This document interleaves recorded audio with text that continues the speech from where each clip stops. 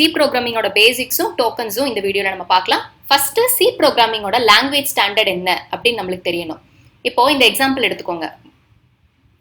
Void main அப்படின்னு கொடுத்து நம்ம உள்ளுக்குள்ள ஏதாவது வேல்யூஸ் கொடுத்தோம் அப்படின்னா வாய்டுனா ரிட்டர்ன் வந்து நம்ம கொடுக்க தேவையில்லை அப்படின்னு சொல்லிட்டு நிறைய பேர் வந்து இது யூஸ் பண்ணுவாங்க.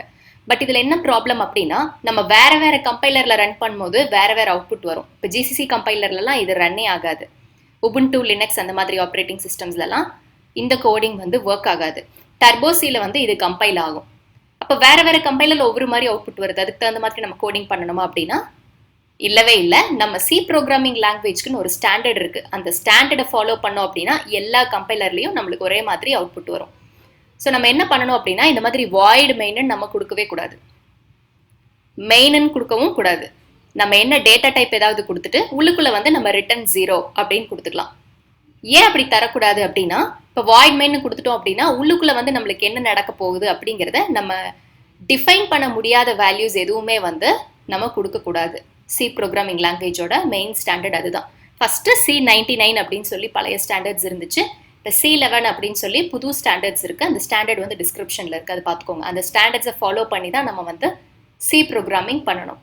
அப்போ தான் எல்லா கம்பைலர்லேயும் நம்மளோட கோடிங் வந்து ஒரே மாதிரி எக்ஸிக்யூட் ஆகும்.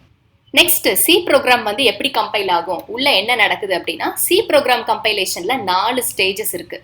ஃபர்ஸ்ட் ஸ்டேஜ் என்னன்னா ப்ரீ ப்ராசஸிங். ப்ரீ ப்ராசஸிங்னா என்னன்னா இப்போ நான் ஆல்ரெடி சொன்னேன் இல்லையா, ஹெடர் ஃபைல்ஸ் இன்க்ளூட் பண்ணுவோம் ஃபர்ஸ்ட் லைனில் அப்படின்னு. அதுக்கு பேர் வந்து ப்ரீ ப்ராசஸிவ் டைரக்டிவ் அப்படின்னே சொல்லுவாங்க. அது என்ன அப்படின்னா நம்ம கோடிங் வந்து உள்ளே போன உடனே ஃபர்ஸ்ட் அந்த ஹெடர் ஃபைலை தான் எடுத்துக்கும்.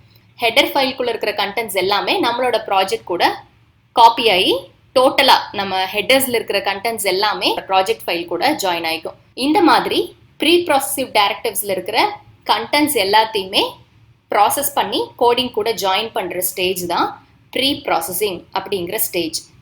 இப்போ சோர்ஸ் கோட் உள்ளே போனோடனே ப்ரீ ப்ராசஸர் வந்து அந்த கோடை வந்து எக்ஸ்பேண்ட் பண்ணும் அப்படிங்கிறத இங்கே சொல்லியிருப்போம். அடுத்த ஸ்டேஜ் வந்து கம்பைலேஷன். அந்த ப்ரீ ப்ராசஸ் பண்ண கோடிங் வந்து கம்பைலருக்கு போகும். கம்பைலர் என்ன பண்ணும் அப்படின்னா நம்மளுக்கு புரிகிற மாதிரி இருக்கிற கோடிங்கை கம்ப்யூட்டருக்கு புரிகிற மாதிரி மெஷின் லெவல் கோடிங்கை மாற்றும். அதுதான் கம்பைலரோட ப்ராசஸ். அப்போ அந்த எக்ஸ்பேண்டட் கோடு வந்து மெஷினுக்கு புரிகிற மாதிரியான அசம்பிளி கோடாக கன்வெர்ட் ஆகி அசம்பிளருக்கு போகும். அசம்பிளர் என்ன பண்ணும் அப்படின்னா அந்த அசம்பிளி கோட ஆப்ஜெக்ட் கோடாக கன்வெர்ட் பண்ணும்.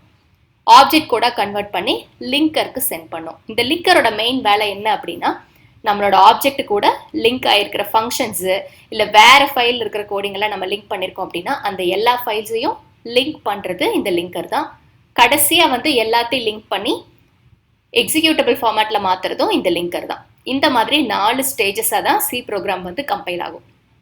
ஃபஸ்ட்டு ஹெட்டரில் இருக்கிற கண்டென்ட்ஸ் எல்லாமே எக்ஸ்பேண்ட் ஆகிக்கும். அதுக்கப்புறம் சிஸ்டம்க்கு புரிகிற மாதிரி ஃபார்மேட்டில் கம்பைலர் வந்து மெஷின் லெவல் லாங்குவேஜாக மாற்றும்.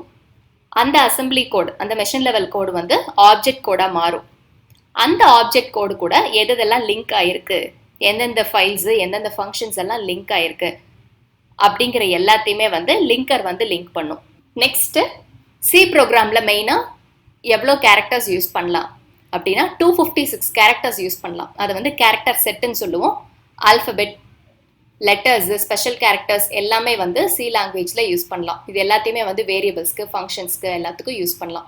ஆல்ஃபபெட்ஸில் லோயர் கேஸ், அப்பர் கேஸ் ரெண்டுமே யூஸ் பண்ணலாம். டிஜிட்ஸ் யூஸ் பண்ணலாம், ஒயிட் ஸ்பேஸ் கேரக்டர்ஸ் யூஸ் பண்ணலாம், ஸ்பெஷல் கேரக்டர்ஸ் யூஸ் பண்ணலாம். இது எல்லாத்தையுமே வேரியபிள் ஃபங்க்ஷன் டிக்ளேர் பண்ணுறதுக்கெல்லாம் யூஸ் பண்ணிக்கலாம். அடுத்தது டோக்கன்ஸ். டோக்கன்னா என்ன அப்படின்னா கம்பைலருக்கு புரிகிற மாதிரி இருக்கிற சின்ன சின்ன ஆப்ஜெக்ட்ஸ், சின்ன சின்ன எலிமெண்ட்ஸ் எல்லாமே டோக்கன் தான். இப்போ சி ப்ரோக்ராமிங்கில் டோக்கன்ஸ் என்னென்னலாம் இருக்குது அப்படின்னா keywords, identifiers, constants, strings, special symbols, operators. இந்த மாதிரி 6 டைப் ஆஃப் டோக்கன்ஸ் இருக்குது. ஃபஸ்ட்டு நம்ம கீவேர்ட்ஸ் பார்க்கலாம். கீவேர்ட்ஸ்னால் என்ன அப்படின்னா ப்ரீடிஃபைன்டாக சில வேர்ட்ஸ் வந்து சி ப்ரோக்ராமிங் லாங்குவேஜில் கம்பைலருக்கு புரியும். அந்த கீவேர்ட்ஸை வந்து நம்ம வேரியபிள்கோ இல்லை ஃபங்க்ஷனுக்கோ எதுக்குமே வந்து யூஸ் பண்ணக்கூடாது. அதுதான் கீவேர்ட். சி லாங்குவேஜில் 32 கீவேர்ட்ஸ் இருக்குது. ஆட்டோ, டபுள், இன்டர், பிரேக்கு, இந்த மாதிரி நிறைய கீவேர்ட்ஸ் இருக்குது. இந்த கீவேர்ட்ஸ் எல்லாமே ரிசர்வ்டு. சி ப்ரோக்ராமிங்கில் வேரியபிள் ஃபங்க்ஷன்லாம் டிக்ளேர் பண்ணும்போது இந்த கீவேர்ட்ஸ் வந்து யூஸ் பண்ணக்கூடாது. இந்த கீவேர்ட்ஸ் எல்லாமே சி ப்ரோக்ராமிங் லாங்குவேஜில் ரிசர்வ்டு வேர்ட்ஸ். இந்த கீவேர்ட்ஸ் எல்லாமே வந்து டிஃபால்ட்டாக சி ப்ரோக்ராமிங்குள்ள டேட்டா டைப்ஸ் லூப்பிங் கண்டிஷன் ஸ்டேட்மெண்ட்ஸ்க்கு இதுக்கெல்லாம் வந்து ப்ரீ டிஃபைன்டாக ப்ரோக்ராமிங்குள்ளே செட் பண்ணி வச்சுருக்காங்க. இதையே வந்து நம்ம மற்ற வேரியபிள்ஸ் டிக்ளேர் பண்ணுறதுக்கு ஃபங்க்ஷன் டிக்ளேர் பண்ணுறதுக்குலாம் யூஸ் பண்ண முடியாது. அதனால இது வந்து ரிசர்வ்டு கீவேர்ட்ஸ். ஐடென்டிஃபையர் அப்படின்னா என்ன அப்படின்னா, ஒரு வேரியபிளுக்கு நம்ம என்ன நேம் கொடுக்குறோம், வேரியபிளை ஐடென்டிஃபை பண்ணுறதுக்கு நம்ம என்ன நேம் கொடுக்குறோம் அப்படிங்கிறது தான் ஐடென்டிஃபையர். இந்த ஐடென்டிஃபையர்ஸ் வந்து ஃபங்க்ஷனுக்கு, அரேஸ்க்கு, வேரியபிள்ஸ்க்கு எல்லாத்துக்குமே யூஸ் பண்ணலாம். ஏன் ஒரு ஸ்டேட்மெண்ட் எடுத்துட்டிங்கன்னா அந்த ஸ்டேட்மெண்ட்டுக்கு லேபிள் பண்ணுறதுக்கு கூட, ஸ்டேட்மெண்ட்டுக்கு நேம் பண்ணுறதுக்கு கூட இந்த ஐடென்டிஃபையரை வந்து யூஸ் பண்ணலாம். ஐடென்டிஃபையர் நேமிங் பண்ணுறதுக்கு என்னென்னலாம் ரூல்ஸ் இருக்குது அப்படின்னா, லெட்டர்லேயும் அண்டர்ஸ்கோர்லேயும் ஸ்டார்ட் ஆகலாம், லெட்டர்ஸ், டிஜிட்ஸ், அண்டர்ஸ்கோர்ஸ் அதெல்லாம் இருக்கலாம். ஸ்பெஷல் கேரக்டர்ஸ் வந்து இருக்கக்கூடாது, கீவேர்டு இருக்கக்கூடாது, ஒயிட் ஸ்பேஸ் இருக்கக்கூடாது.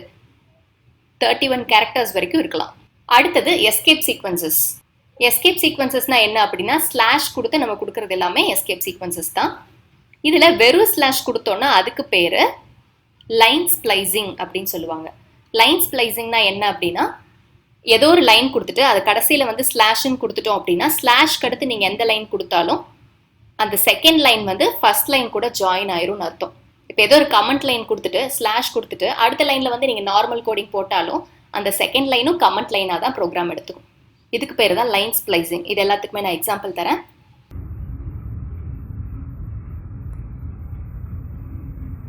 டீகோடர் ஓப்பன் பண்ணி ஸ்டார்ட் கோடிங்கில் நியூ ஃபைல் நான் ஓப்பன் பண்ணியிருக்கேன். அதில் ப்ரீ ப்ராசஸ் டைரக்டிவ் நான் டிக்ளேர் பண்ணிட்டேன், மெயின் மெத்தட் டிக்ளேர் பண்ணிட்டேன்.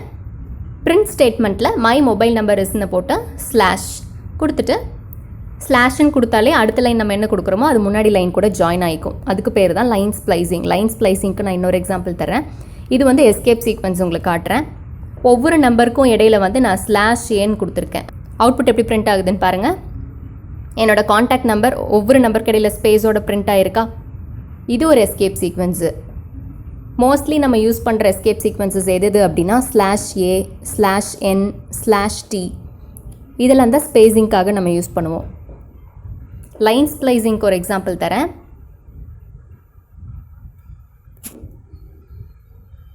ஒரு கமெண்ட் லைன் டிக்ளேர் பண்ணுறேன். லைன் ஸ்ப்ளைசிங்னா கமெண்ட் லைனுக்கு அடுத்தது நான் ஒரு ஸ்லாஷ் கொடுத்துட்றேன். அடுத்த லைனில் நான் ஒரு பிரிண்ட் ஸ்டேட்மெண்ட் கொடுக்குறேன். printf